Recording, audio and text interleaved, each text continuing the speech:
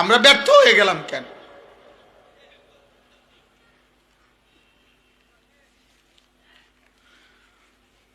বেঈমান তোমাদেরকে নারী দেখাইয়া কিনে ফেলছে, বেঈমান তোমাদেরকে উলঙ্গ ছবি দেখায়া ভুলায় দিছে, বেঈমান তোমাদেরকে একটা সামান্য চুলের ফ্যাশন দেখাইয়া ভুলায় দিছে, বেঈমান তোমাদেরকে একটা 12,000 টাকার মোবাইল দেখাইয়া ভুলায় দিছে। আর আমরা অসহায়ের মতো তাকায় থাকি। আমরা ফজরের নামাজের মুসল্লির জন্য দাঁড়িয়ে থাকি, ফজরের মুসল্লির জন্য দাঁড়ায় থাকি। আহা, মুসলমানের সমাজ থেকে যদি কেউ আসতো, আমি নিজ চোখে দেখছি, আমার এই 2 চোখে আমি দেখছি, সারা রাত জার্নি করে আমি এক জায়গায় মাহফিলে যাওয়ার পথে ফজরের নামাজের জন্য মসজিদে ঢুকছি, ইমাম সাহেব একা দাঁড়ায় আছে, কোনো মুসল্লি নেই,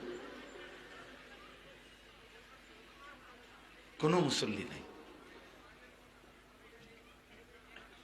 তাইলে মহল্লা তো মুসলমানের মহল্লা। ইমাম সাহেব বেচারা অপেক্ষমান, যদি কেউ আসে দয়া করে, যদি কেউ দয়া করে আসে। আহা,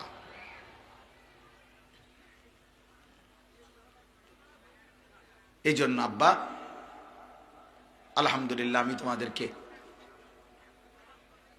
উৎসাহিত করতে চাই, বিবেক জাগাইতে চাই। আমার এটা ফিকির, আমার এটা প্রেরণা, আমার এটা পেরেশানি।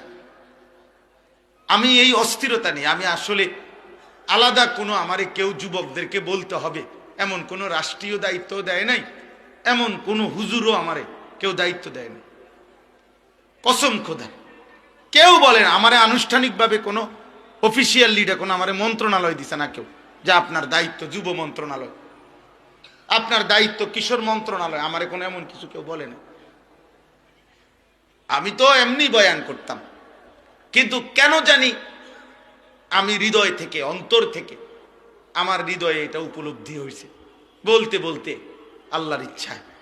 তো এখন সবাই বলে আমি যুবকদের জন্য বেশি বলি, বেশি বলি না কম বলি আমি এও বুঝি না, আমি জানি না। বাকি আমার বলা আমি